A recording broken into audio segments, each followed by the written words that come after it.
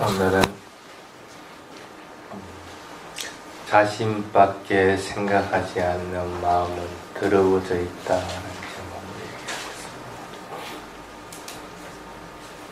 경전 계속 먼저 들려드릴게요. 수타니파타에 보면 나와 있는 구절입니다. 사람은 어떤 목적이 있어서 교제하거나 사이좋게 지내거나 하고 있다. 지금 세상에서는 자신이 어떤 이익을 보는 목적이 없는 친구는 좀처럼 없다. 인간은 자신밖에 생각하지 않고 더러워져 있다. 그래서 승자는 혼자서 생활을 한다. 코뿔소의 뿔과 같이 혼자서 살아간다 하는 개소입니다.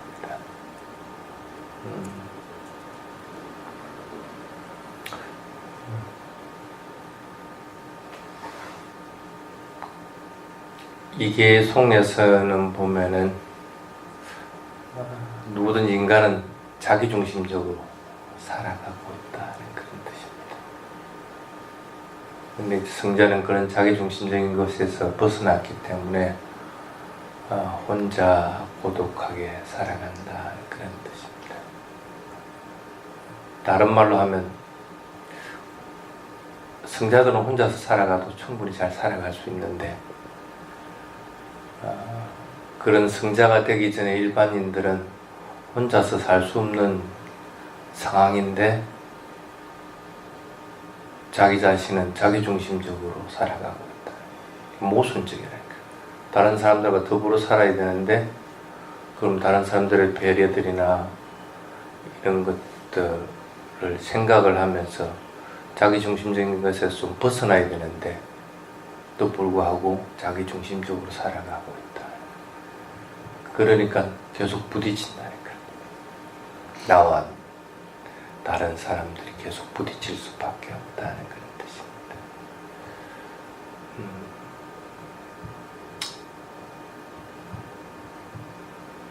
부딪히지 않고 살아가는 사람이 있을까?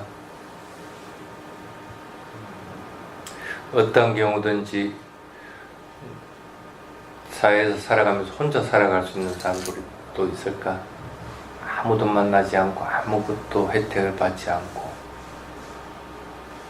그런 사람만 아마 없을 겁니다. 어떤 경우든지 사람들 아니면 다른 자연적인 조건과 더불어서 살아갈 수밖에 없다는 겁니다.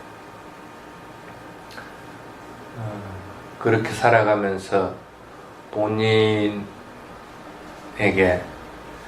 그런 조건과 부딪혔을 때 탐진치가 일어나지 않고 정확하게 있는 그대로 볼 수 있는 사람이 과연 얼마나 되는가 얘기입니다. 서로 의견을 나누다가도 저 사람의 말이 마음에 들지 않으면 순간적으로 마음에 진심이 일어나든지 합니다. 그럼 왜 저 사람은 내하고 틀린 저런 생각을 할까 하고 화가 확 일어나게 된다. 그럼 미워하게 되고 아니면은 그러한 말을 하게 되는 거고, 그렇지 않으면 그러한 마음들을 그냥 품고 저 사람 내하고 틀리다 하고 이제 생각을 해버립니다. 그래서 그렇게 자신 중심적으로 자기밖에 생각하지 않는 마음은 어떤 경우든지 더러워져 있다는 뜻입니다. 오늘 얘기하고 싶은 것은 혼자 있을 때는 모릅니다. 왜 자신밖에 생각 안 하는 건지 다른 사람에 대해서 이해를 하고 있는 건지 혼자 수행을 할 때는 전혀 그런 것들은 모릅니다. 그래서 여러분들은 수행은 여러 명이 같이 하지만은 실제적으로 혼자 하는 겁니다. 혼자 자선하고 혼자 경영하고 크게 부딪힐 일이 있기 전에는 그냥 혼자 수행을 하는 겁니다. 혼자 수행을 할 때는 성자와 같은 그런 삶을 살 수가 있습니다. 마음에 담진 지가 없이 고요하게 잘 대상을 있는 그대로 알아차릴 수가 있는데, 수행에서 벗어나고 나면은 다른 사람들하고 얘기할 때라든지 일상생활 할 때는 항상 자기중심적으로 생각하다 보니까 마음은 항상 더러워진다. 그래서 마음에서는 항상 담진치가 일어난다는 그런 뜻입니다. 부처님이 얘기하는 것은 깨달음에 이르기 전에는 누구든지 자기중심적이 될 수밖에 없는 구조를 가지고 있다는 뜻입니다. 이 개송에서는.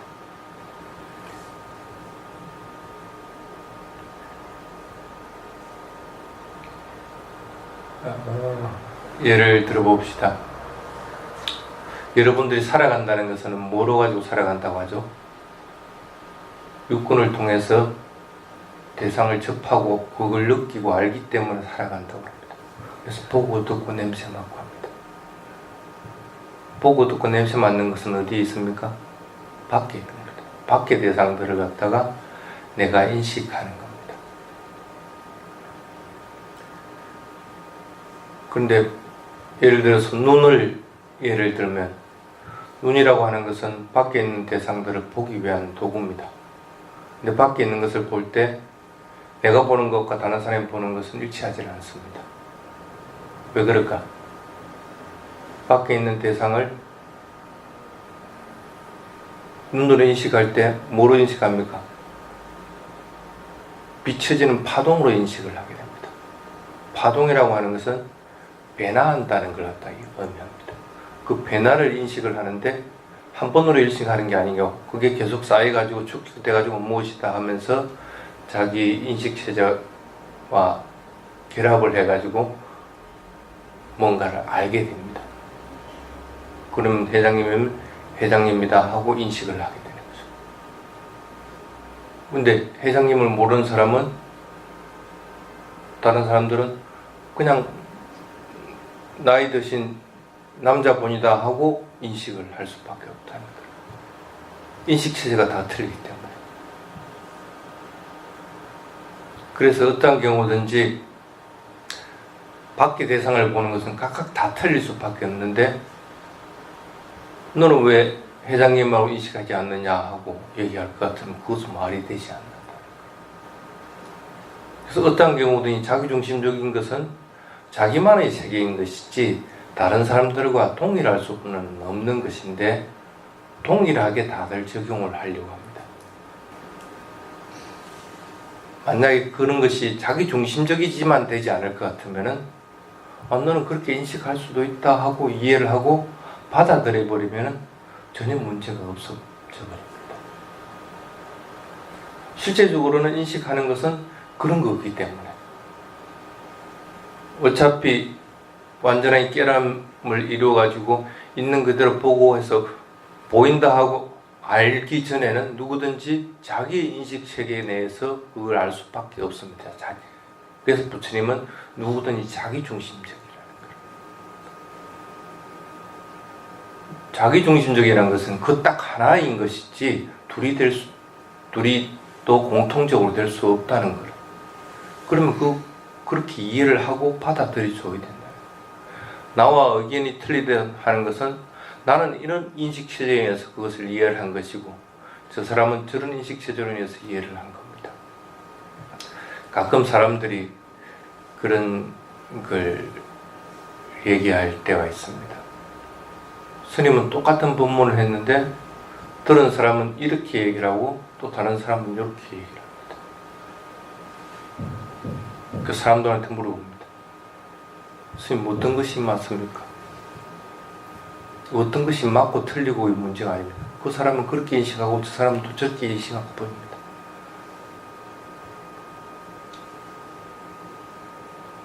자기의 범위 내에서 그것들을 알고 인식하기 때문에, 받아들이기 때문에 그렇게 될 수밖에 없습니다.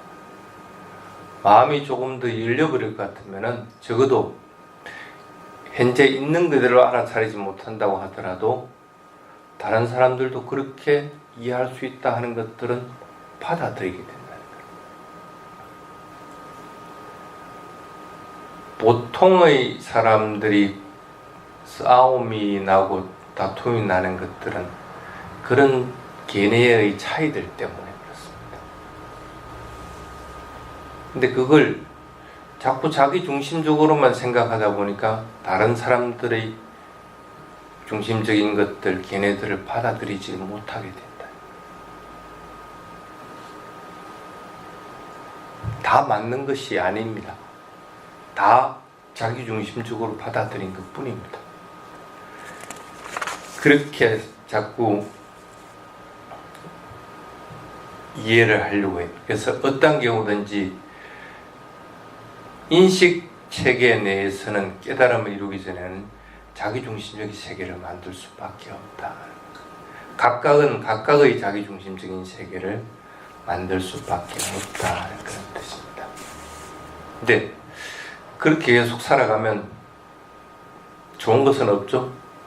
그것이 계속 굳어질 것 같으면은 다른 사람들의 이해들도 계속 없어질 뿐 아니라 편입된 사고방식으로 자꾸 바뀌어서 나가버리게 됩니다. 그래서 부처님이 그에 대한 대안으로 얘기를 해놓은 것이 있습니다. 살아가는 방법을 보통 6가지로 이렇게 분류를 해놨습니다. 여러분의 삶의 방식에서 보면 좀 쉽게 얘기할 것 같으면 자기를 희생해가면서 남을 위해서 열심히 사는 사람들, 대표적인 게 예를 들어 봅시다. 아나타 빈티카 같은 경우는 자기 재산이 다 없어진다고 하더라도 부처님과 상가를 위한 보시들은 공양 올리는 것은 계속적으로 해나갔습니다. 그런 하나의 부류가 있습니다. 지금 현대도 그런 사람들이 많이 있습니다. 자기 것들에 대한 생각을 가지지 않고 계속적으로 남을 위해서 봉사하는 그런 경우들. 그러다 보면 어느 정도 자기 것이나 자기에 대한 희생이 좀 다를 수밖에 없습니다. 여기 이제 첫 번째 부분입니다. 두 번째는 그렇게까지는 않아도 자기 범위 안에서 남들에 대해서 돌보는 것들을 하는 것. 봉사활동을 한다든지 아니면 여러분이 이 선언을 유지하기 위해서 회비를 낸다든지. 그런데 그거는 자기의 범위 내에서 하는 것들입니다. 그 범위를 결코 벗어나지는 않습니다. 이제 그렇게 하는 경우들이 있습니다. 그러니까 이게 일반적으로 그래도 잘 살아간다는 사람들이 하는 방식들입니다. 두 번째 방식. 그래서 어떤 경우든지 자기의 범위를 벗어나는 경우는 없습니다. 자기 중심을 잡으면서 남에 대한 이해들, 배려들을 하게 됩니다. 그래서 어느 정도의 자기 중심적인 것은 확고하게 가지고 있으면서 남에 대한 이해들이나 배려들을 조금씩 하고 있는 그런 경우들입니다. 아까 첫 번째 같은 경우에는 완전하게 그냥 남에 대한 배려들을 하는 경우들이고, 자기 중심적인 것들은 거의 내려놓은 상태입니다. 완전하게 내려놓은 것은 아니라도 거의 내려놓고 남에 대한 배려들을 하는 경우들이고, 그 다음에 세 번째 같은 경우에는 그런 남에 대한 배려들은 거의 없이 그냥 홀로 자기중심적으로 계속적으로 살아가는. 그러니까 내가 얻은 것은 내가 쓰는 것이지 다른 사람에게 주는 것은 아니라는 생각을 가지게 돼요. 그럼 조금이라도 나의 것이 손해를 입었으면 그에 대한 정당하게 그것을 어떠한 식으로든 받으려고 하게 돼요. 내가 너에게 이러한 말을 했는데 네가 저러한 말을 했다고 할 것 같으면, 그것이 듣기 싫을 것 같으면 그 듣기 싫은 만큼 자기도 분명하게 뭔가를 해. 아주 에고 중심적으로 바뀌어져 버린 상태가 되는 겁니다. 이 세 번째도 대부분 사람들이 이 같은 상황들로 살아갑니다. 그런 사람들은 보면 조그마한 양보도 없기 때문에 계속적으로 문제들을 만들어냅니다. 그래서 뭐 잘못 살아가는 것 같지는 않는데 어쨌든 조금 문제들을 많이 만들어내는 행태들을 띠게 됩니다. 적어도 여기까지는 그래도 사회에서 살아가는데 그냥 용인하고 있는 단계가 됩니다. 문제는 있어도 그래도 항상 그런 것은 아니기 때문에 어느 정도 사회를 형성하는 사람들로서 구성을 지어나가게 됩니다. 근데 나머지 세 개 부류는 사회를 구성하는 데는 굉장히 문제가 많은 부류로 떨어져 버리게 됩니다. 네 번째가 스스로 하고 싶어 하지 않는 것. 뭔가 있다고 하더라도 자기가 할 수 있는 일인데도 남에게 시켜버린다든지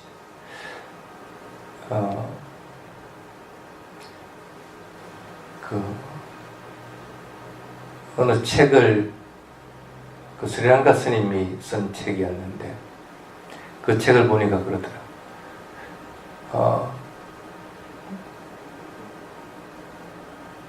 치약, 양치질을 하는 건데 엄마가 7살짜리 딸에게 치약 가져와 양치질하게 이렇게 얘기를 했어요.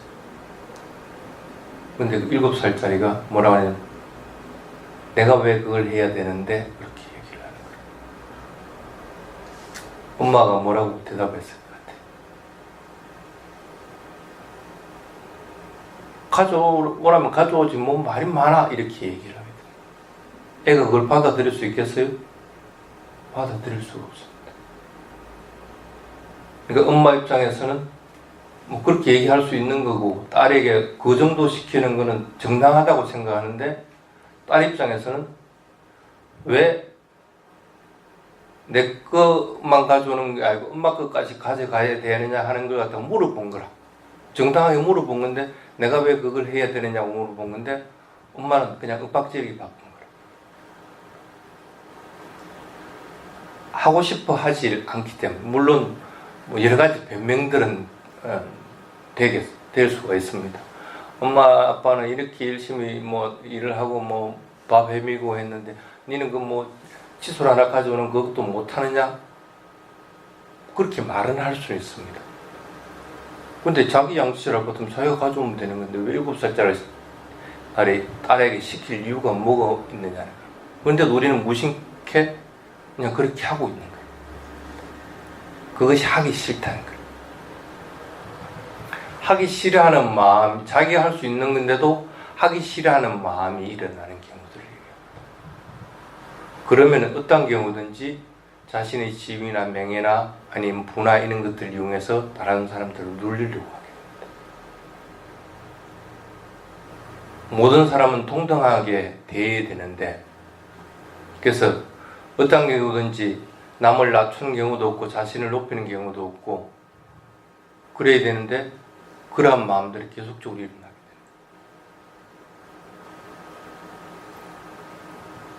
그래서 네 번째가 그런 것들입니다. 세 번째까지는 적어도 그런 것이 없는데 네 번째부터는 어떤 경우든지 자신의 것들을 이용해서 다른 사람들에게 윽박지르려고 합니다.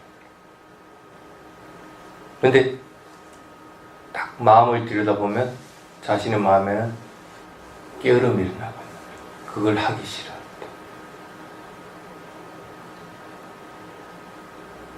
경전에도 그런 부분이 있습니다. 언젠가 한번 본문을 했던 건데 분쟁이 없고 다툼이 없어지는 그 세 가지를 얘기하면서 첫 번째는 먼저 본 사람이 그것을 행하라 하는 것들을 얘기한 적이 있습니다. 청소가 이때까지 되어 있었는데 오늘 왔는데 청소가 안 돼 있다. 그러면 청소 안 돼 있다 할 것 같으면 자기가 먼저 그냥 청소를 해버리면 되는데 청소를 안 하고 있다가 청소해야 될 사람이 안 한 것에 대해서 너 오늘 청소 안 해놨어 이렇게 하게 된다.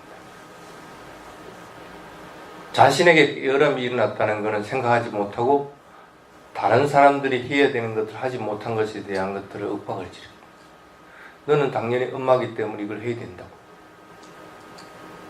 자신의 지위와 뭐 어떤 것들을 이용해가지고 그것들을 갖다 자꾸 윽박지르려고 한다.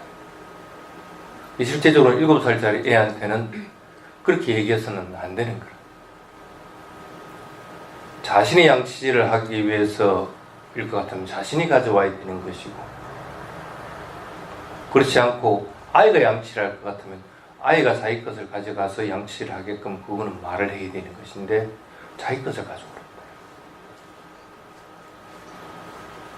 아마 여러분들도 비일비재할 부분일 겁니다.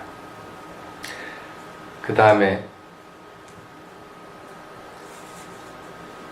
5번째가 자신이 행복하게 되기 위해서 사회가 해줘야 된다 생각하는 거예요. 사회 시스템이 잘못됐다는 거예요. 내가 아무리 노력해도 취직을 할 수 없다. 이거는 사회적인 구조적인 문제라고, 사회가 나에게 그렇게 할 수 있는 길을 막아버렸다 해서 사회를 바꾸기 위한 투쟁을 하게 됩니다. 선생님도 옛날에 그런 것들 많이 해봤습니다. 근데 실제적으로는 그 이면에는 보면 자신의 행복을 사회에서 보장해줘야 된다고 생각해요. 아직 역사가 이루어지고 나서 그렇게 부처님의 상가와 같이 완전하게 평등하게 화합되게 사회가 돌아간 적은 한 번도 없습니다. 근데도 그걸 바란다는 거예요. 자신의 행복은 자신이 만들어야 되는데 사회가 만들어줘야 되는 것처럼 자꾸만 생각을 하고, 아니면 다른 여러 가지 주변적인 환경 탓으로만 자꾸 돌리게 된다. 게으름 피우는 것은 가끔 일어나는 것이지만 주변의 탓으로 자꾸 돌리는 것은, 그것은 굳어지면 문제가 심각해져 버립니다.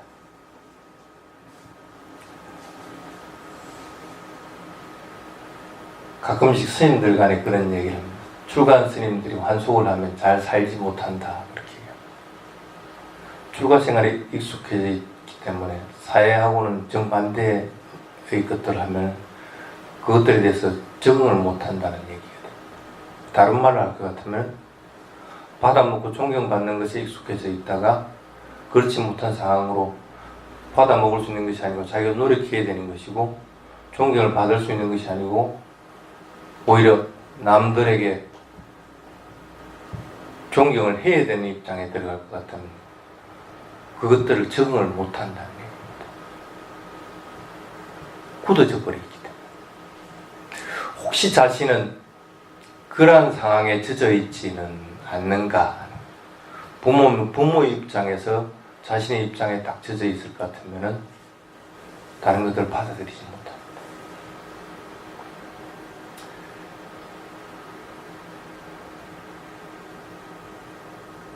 가끔씩 그래도 잘 살아가는 사람들의 얘기들을 들어보면은 그 사람들은 그런 얘기를 합니다. 자신은 끊임없이 그 부분에 대해서 자꾸 생각을 한다. 아, 내가 지금 출가자이기 때문에 출가자 입장을 계속 내세워가지고 뭔가를 하는 것은 아닌가. 또는 내가 의사일 것 같으면 의사의 권위를 이용해서 뭔가를 자꾸 하고 있는 것이 아닌가. 오히려 그 의사나 출가자라는 타이틀을 벗어버리고 나면 똑같은 인간으로서 대해야 되는 것이 기본적인 것인데 그 부분을 자꾸 빼먹어버린다는 거예요. 주변 환경 탓, 조건 탓을 자꾸 하다 보면 그런 데 자꾸 익숙해져 버립니다. 나이가 들면 들수록 마음도 그와 같이 성장을 해야 되는데, 나이 먹었고 경험이 많은 것에 딱 고정되어 버린 나누면은 마음이 성장하지 않는 상태에서는 거기에서는 항상 탐진치가 자리를 잡게 됩니다. 그럼 자기 것에 대한 것들을 반드시 찾으려고 하게 된다. 주변 환경 탓을 돌리다 보면 그러한 식으로 자꾸 빠질 수가 있다. 그래서 그것은 바람직한 것은 되지 못한다. 그 다음 6번째가 할 용기가 없다는 거예요. 용기가 없기 때문에 살아갈 용기가 없으면 어떻게 돼요? 그냥 자살합니다. 아니면 삶 자체를 자포자기 해버립니다. 근데 꼭 극단적인 경우만 해당이 되는 것은 아닙니다. 술 먹는 사람들 얘기들을 이렇게 여러 가지 매체를 통해서 들어보면 처음에는 조금만 먹고 말려고 했다는 거예요. 근데 하다 보니까 주체하지 못하는 상태까지 술을 먹어버려요.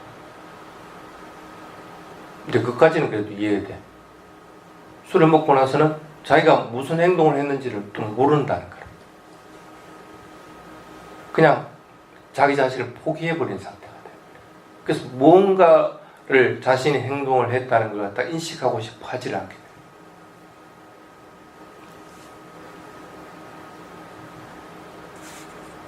할 용기가 없는 사람들은 그와 같습니다. 그래서 극단적인 상황에서는 그냥 자신을 그게 선인지 악인지 하는 것들을 구분하지 못하고 그냥 막 행해버리게 된다는 거예요. 좀 더 극단적으로 할 것 같으면 자기 자신을 포기해버리고 그냥 자살합니다. 요즘은 자살하는 것이 무슨 유행처럼 굉장히 많이 하고 있습니다.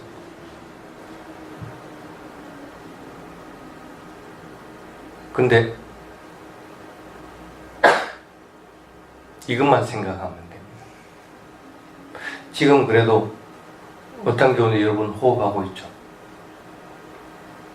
죽고 나면 호흡하는 것이 없습니다. 숨을 쉴 수가 없습니다.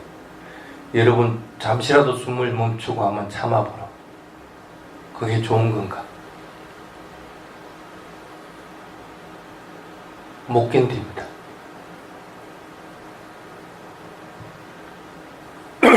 육체는 죽고 나면 영원히 호흡하는 것이 없어져 버립니다. 또는 육체가 죽고 나면 이 몸의 조직이 부패되어 버립니다. 굉장히 보기 싫습니다. 하루나 이틀 세수 안 하고 있어도 떼꼬장머리 주르르 흐릅니다. 보기 싫고 그런데 그래도 이거는 육체가 살아있기 때문에 그 정도인 것이지 죽고 나면 이거하고는 비교가 안 되죠. 부패하고 악취가 나고 구더기가 생기고 합니다. 그것이 좋느냐는 거예요. 자신의 몸이 그렇게 되는 것이 좋느냐는 거예요. 또 죽고 나면은 틀린 것이 그냥 누군가 발견하지 못하고 그리 있으면 그건 아주 추악하게 바뀌어버립니다. 뭐 짐승들이 그걸 뜯어먹기도 할 거고 뭐 해골과 뼈는 막 흩어지기도 할 거고 그렇지 않고 누군가가 발견해가지고 화장을 한다 하더라도 자기하고는 다른 모습으로 바뀌어버립니다. 제가 자기하고 똑같다고 얘기하는 사람은 아무도 없어요.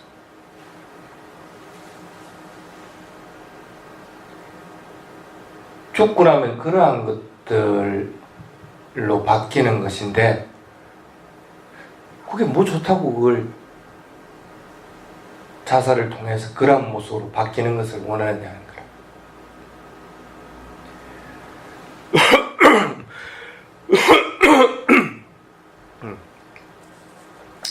그래서 그러한 것은 결코 자살을 용인하는 그러한 조건으로는 되지를 않습니다. 이 6가지가 보통 살아가는 방법에서 과연 어떤 것이 바른 것인가 하는 것들을 잘 부처님 판단하라고 하는 부분입니다. 한번 스님이 정리를 해본 것이 있습니다. 한번 들려줄 테니까 잘 듣고 기억을 하도록 하시기 바랍니다. 괴로움이라고 하는 것이 있다. 살아가는 데는 항상 괴로움이 있다. 그걸 항상 인식을 하는 거예요. 그래서 그 괴로움으로부터 벗어나는 방법은 반드시 있다. 어떠한 경우든지 괴로움이 있으면은 괴로움으로부터 벗어나는 길은 반드시 있다. 그게 이제 첫 번째입니다. 두 번째, 그 괴로움으로부터 벗어나는 길은 다른 것에 있는 것이 아니고 팔정도의 실천이다. 바른 말하고, 바른 생각하고, 바른 행동하고 하는 것. 수행도 거기에 포함이 되는 것이고, 길을 지키는 것도 그런 것들 포함이 되는 거고, 마음을 고요하게 안정시키는 것도 거기에 포함되는 것들입니다. 팔정도를 벗어나서 괴로움을 벗어날 수 있는 길은 없습니다. 자기 자신이 가끔씩 우울해진다든지 아니면 뭔가를 하기 싫어한다든지 자기중심적이 됐을 때 내가 팔정도 중에 뭔가를 하고 있는가 하는 것들을 자꾸 되돌아보라는 거예요. 그럼 바꿔야 된다는 거예요. 만약에 그렇지 않다고 하는 것 같아요. 그 다음에 세 번째, 아란이 되기 전에는 누구든지 무지하기 때문에 그러한 무지한 상태로 죽으면 다음 세상에 반드시 태어난다.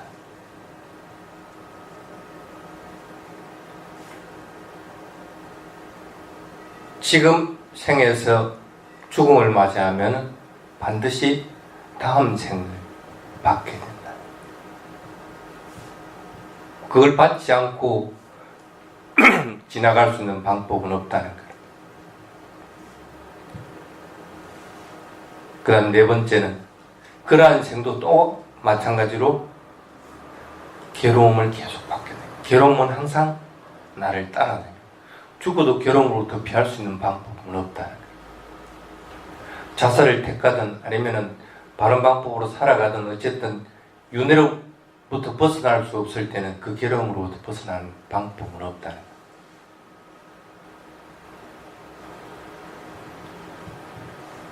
그 다음에 다섯 번째, 죽음의 순간의 마음의 상태에서 다음 생이 좌우된다. 죽음의 순간의 마음의 상태는 다음 생을 결정짓는 중요한 요인 중에 하나입니다. 근데 여러분들에게는 항상 죽음의 순간이 닥쳐온다는 거예요. 숨을 들이쉬고 내쉬고 하는 그 모든 것이 죽음의 순간들이라는 거예요. 언제 숨이 끊어질지 모르고 언제 내가 죽을지 모르기 때문에 그건 언제 나에게 닥칠지 모릅니다. 근데 그걸 인식하지 않고 산다? 그거는 마지막 죽음의 순간의 의식을 포기하는 거와 마찬가지라는 거예요. 그 다음에 여섯 번째,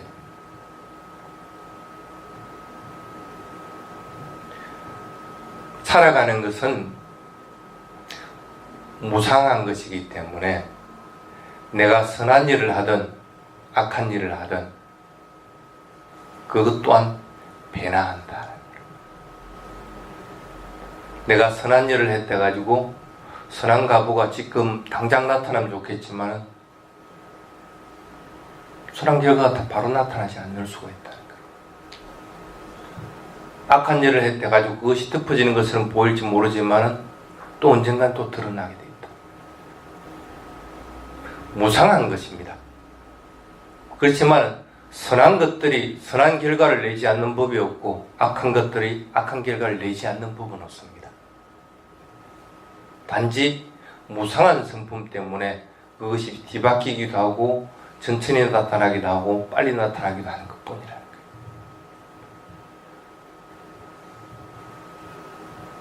그래서 살아가는 것은 무상하다는 것들을 분명하게 자꾸 인식하도록 해야 됩니다. 그와 같기 때문에 일곱 번째는 뭔가 내가 나쁜 것으로 시작을 한다고 하더라도 좋은 행위를 거듭하면은 그 살아가는 것은 바뀌어버린다. 나쁜 마음을 품었다 하더라도 내가 이래서는 안 되지 하고 선한 마음으로 바꿔서 선한 행위를 할 것 같으면 좋은 결과가 있게 된다.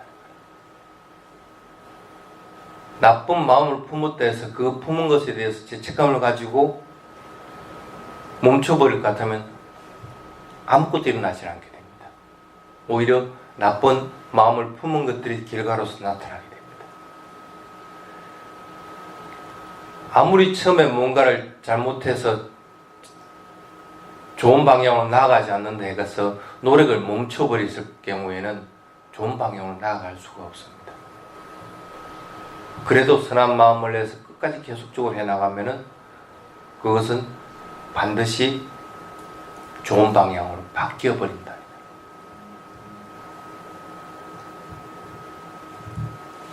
그 다음에 여덟 번째가 살아있는 동안에는 괴로움을 피할 방법은 없기 때문에 어떠한 경우든지 팔정도를 실천해 나가라 하는 겁니다.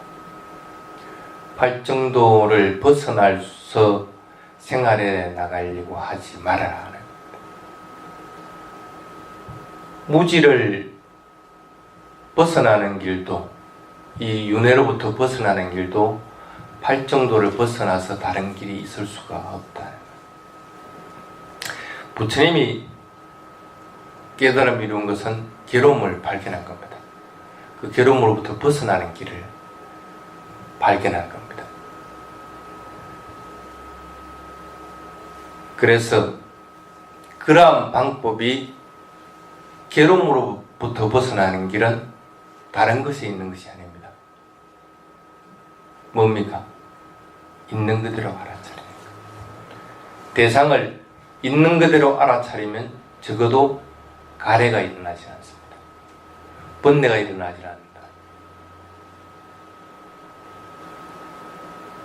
괴로움의 근본적인 원인은 가래들입니다.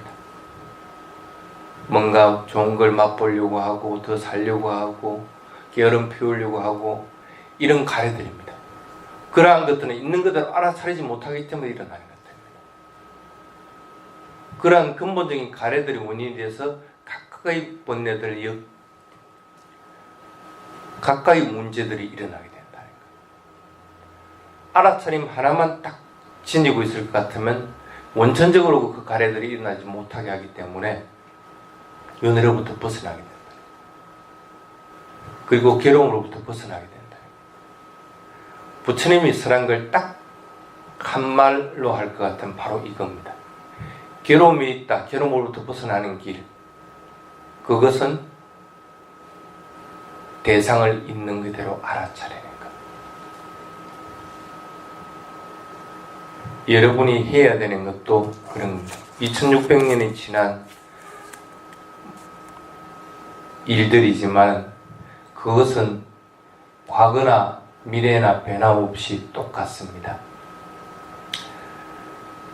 여러분들의 마음이 더러워지지 않으려고 할 것 같으면 어떠한 경우든지 알아차림을 유지하도록 하십시오. 그런 알아차림이 유지가 되면 자기 자신만 생각하는 것들로부터 벗어나게 됩니다.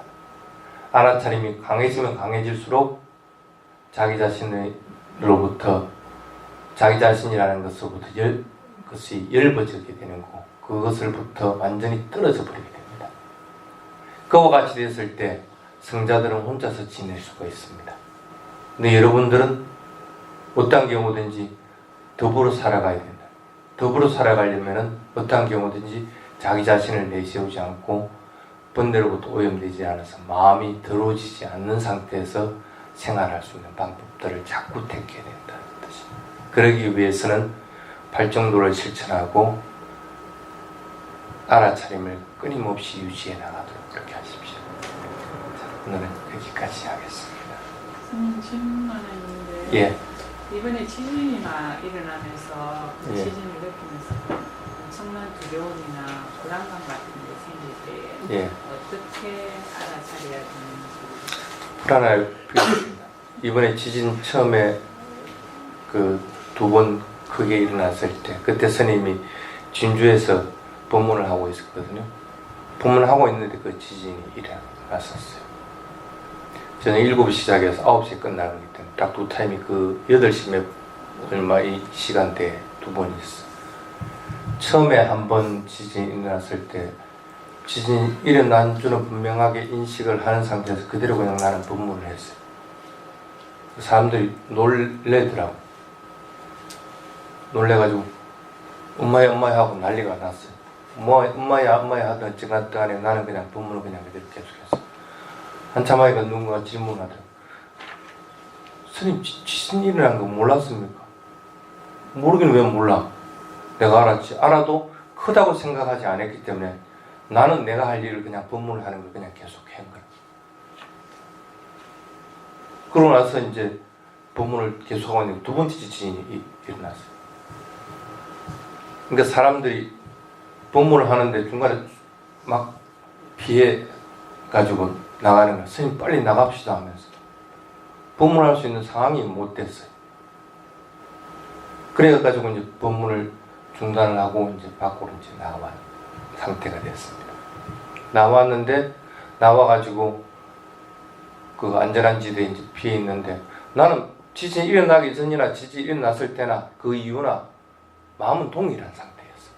근데 사람들은 처음 지진이 일어났을 때 이후에 스님이 법문한 내용을 하나도 기억을 못하는 거예요.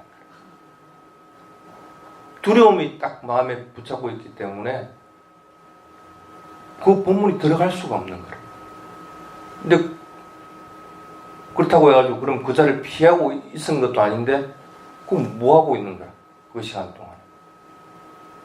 차라리 그러면 처음 지진 났을 때 그럼 아예 피해가지고 안전한 지대에 가 있든지 그렇지도 못하면서 그 법문하고 있으면서 두려움은 지닌 채 그 자리에 있기 때문에 아무런 이익이 없게 돼요. 지진이 일어났을 때도 꼭 그와 같습니다. 서로 지진이 일어났다고 하더라도 그것이 여러분들에게 지금 당장 할 수 있는 것이 아닐 것 같으면 그것으로 인해서 두려움이나 괴로움을 받을 것이 아니고 그걸 있는 그대로 알아차리면 됩니다. 아, 이것을 지금 피할 상황인가 아닌가 하는 걸 분명하게 인식하고 그 다음 행동을 하면 됩니다. 그냥 법문해도 괜찮겠다 싶으면 그냥 법문을 하면 되는 것이고 그렇지 않을 것 같으면 아, 이건 내가 피해야 될 상황이다. 그러면 마음을 고요하게 한 상태에서 그대로 피하면 되는 겁니다. 근데 그렇지 못할 경우에는 이것도 못하고 저것도 못합니다. 부처님이 자선 수행을 하고 있을 동안에 천둥번개가 치고 굉장한 비가 왔어요. 밤새 그렇게 했는데 사람들이 와서 부처님한테 부처님 밤새 뭐 아무 소리도 듣지 못하고 비 온 줄 몰랐습니까? 나는 전혀 몰랐다. 이미 안전한 지대에서 비가 오더라도 관계가 없이 수행할 수 있는 상황이 될 것 같으면 그거하고는 무관하게 그냥 지금 수행을 하시는 거예요. 가끔 요즘 그런 것이 있다고 합니다. 특히 이제 경주 같은 경우에 차 크락선 소리만 울리더라도 그냥 지진이 일어난 것처럼 놀랜다고 합니다. 근데 그거는 잘못된 인식 체계가 이미 모든 것들은 지진으로 인식할 수 있는 인식 체제로서 바뀌어져 있다는 거예요. 근데 그것은 굉장히 위험한 겁니다. 아까 얘기했듯이 습관화되어 버리고 나면 그것을 바꿀 수 있는 것이 참 힘들어져 버립니다. 있는 그대로 자꾸 알아차리면 됩니다. 저것은 소리다 하고 알 것 같으면 소리로서 인식을 하게 됩니다. 만약에 이 건물이 움직이는 것이다 같으면 이것은 움직임이라고 알아차리면 되는 것이고 움직임이 강할 것 같으면 내가 피해야 되겠다고 판단이 될 것 같으면 피해버리면 되는 겁니다. 있는 그대로 알아차리지 못하기 때문에 진동 소리든 아니면 그 빵빵거리는 울림이든 자동 소리든 그것을 지시전으로 착각을 하는 것 뿐이니까 그렇게 해서는 안 된다는 거예요. 그래서 이번에 진주에서 경험에서도 그랬지만 적어도 알아차림을 유지한 상태에서 있는 그대로 알아차리게 될 것 같으면 그것으로 인해서 마음의 동요는 일어나지 않는다. 또 그것을 갖다가 다르게 오해하지는 않는다. 그것이 가장 좋은 방법.